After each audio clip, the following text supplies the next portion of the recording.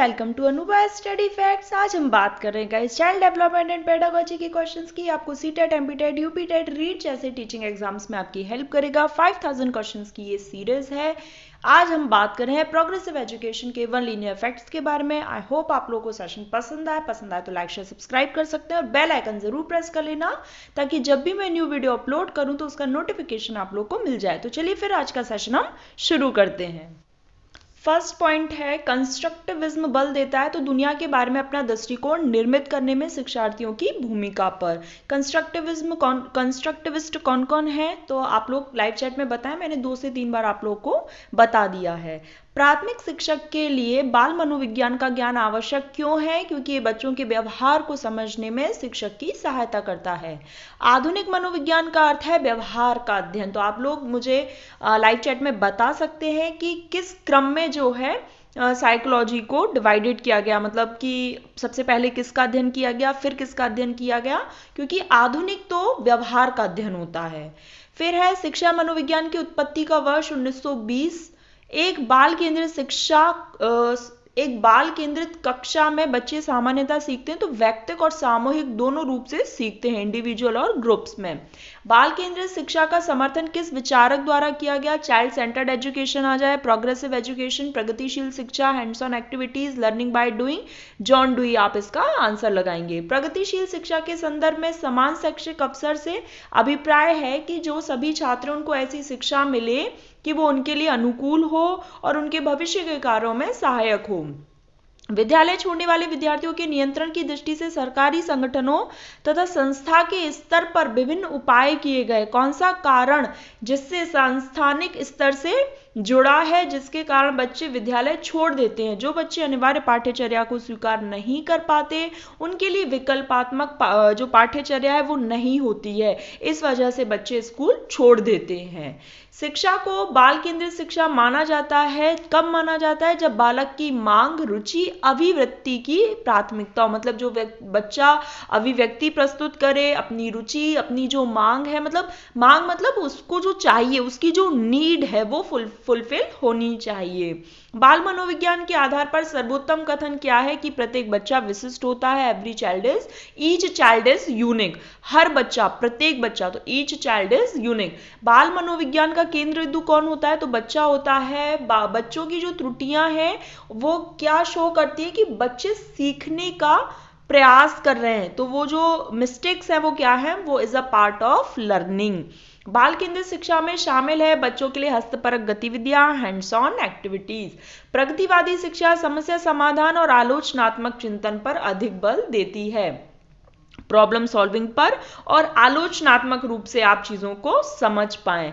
बाल केंद्रित जो कक्षा है उसकी प्रमुख विशेषता क्या है? कि शिक्षक के मार्गदर्शन से शिक्षार्थियों को अपनी स्वयं की समझ का निर्माण करने के लिए उत्तरदायी बनाया जाना। बिल्कुल आप लोग इस चीज को अच्छे से समझ सकते हैं कि जो बच्चा है वो अपनी रुचि से अपनी अभिव्यक्ति प्रस्तुत करे, अपनी जो उसकी इच्छाएं हैं उनको रख पाए, और किसके मार्गदर्शन से? शिक्षक के मार्गदर्शन से। मनोविज्ञान प्रारंभ में किस विषय का अंग था? तो दर्शन शास्त्र का। ये हमने अपने फर्स्ट चैप्टर में कंप्लीट किया था। 30 सेशंस जो है वो चैनल पर अपलोडेड हो चुके हैं। अगर आप लोगों ने नहीं देखे तो 1 बाय 1 देख लीजिए। छोटे छोटे सेशंस हैं तो उससे आप लोगों को हेल्प मिलेगी, अंडरस्टैंडिंग डेवलप हो जाएगी। शिक्षार्थियों द्वारा की गई गलतियां और त्रुटियां उनके चिंतन को समझने के अवसर के रूप में देखी जानी चाहिए। गलतियां मतलब ये नहीं कि बच्चा समझना नहीं चाहता या बच्चे को कुछ नहीं आता, बल्कि ये कि बच्चा समझने की कोशिश कर रहा है, तो ये एक इसको अवसर के रूप में, एक अपॉर्चुनिटी के रूप में देखना चाहिए। फिर है बाल केंद्रित कक्षा। कक्ष को प्रदर्शित करती है कक्षा जिसमें शिक्षार्थी समूहों में बैठे हैं और शिक्षिका बारी बारी से प्रत्येक समूह में जा रही है। बाल केंद्रित शिक्षा शास्त्र का अर्थ है बच्चों के अनुभवों और उनकी आवाज को प्रमुखता देना। मनोविज्ञान का शिक्षा के क्षेत्र में सबसे बड़ा योगदान है बाल केंद्रित शिक्षा। किस व्यवहारवादी का मानना है कि अन्य व्यवहारों की भांति भाषा की क्रिया प्रसूत अनुबंधन द्वारा सीखी जा सकती है?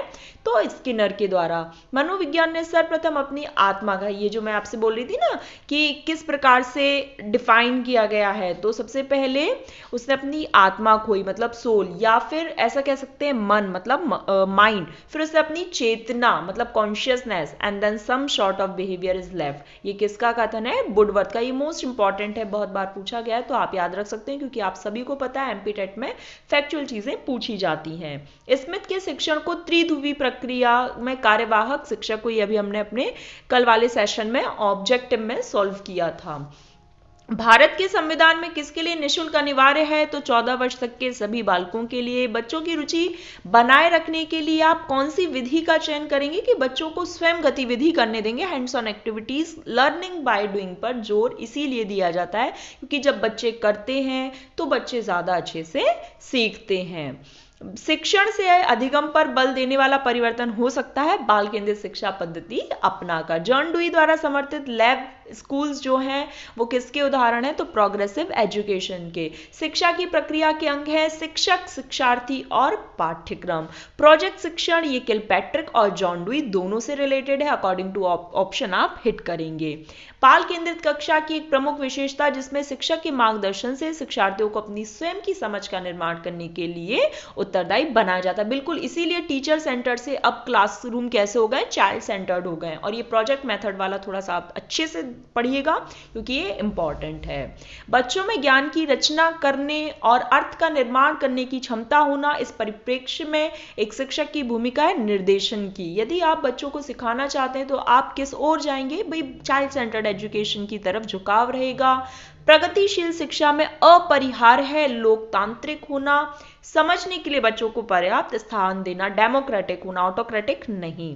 किसी प्रगतिशील कक्षा की व्यवस्था में शिक्षक एक ऐसे वातावरण को उपलब्ध कराकर अधिगम को सुगम बनाते हैं। कैसा? डिस्कवरी, खोज को प्रोत्साहन देना। तो देखो गाइज, यहाँ पर हमारा सेशन कंप्लीट हो गया है। नेक्स्ट सेशन हम बौद्धिकता के निर्माण का विवेचित संदर्श, ये वाला चैप्टर हम शुरू करेंगे। तो गाइज यहाँ पर हमारा सेशन कंप्लीट हुआ। 5000 क्वेश्चंस की ये जो सीरीज है, अगर आप लोग को पसंद आ रही है तो ज़्यादा से ज़्यादा आप शेयर करें। अलग अलग सोशल मीडिया हैंडल्स जहाँ पर भी आप लोग जुड़े हुए हैं वहाँ पर आप शेयर करें फ्रेंड्स, फैमिली मेम्बर्स में, और बेल आइकन ज़रूर प्रेस कर लेना, उससे नोटिफिकेशन मिल जाता है। टेलीग्राम पर मैंने एमपी टेट के जितने भी प्रीवियस ईयर हैं ऑलमोस्ट 30-35 जो पेपर्स हैं वो मैंने शेयर कर दिए हैं। तो आप लोग अगर टेलीग्राम से नहीं जुड़े हैं तो लिंक डिस्क्रिप्शन बॉक्स में है, वहां पर आप जुड़ सकते हैं। चलिए फिर हम नेक्स्ट सेशन में मिलेंगे। Thanks for watching this video.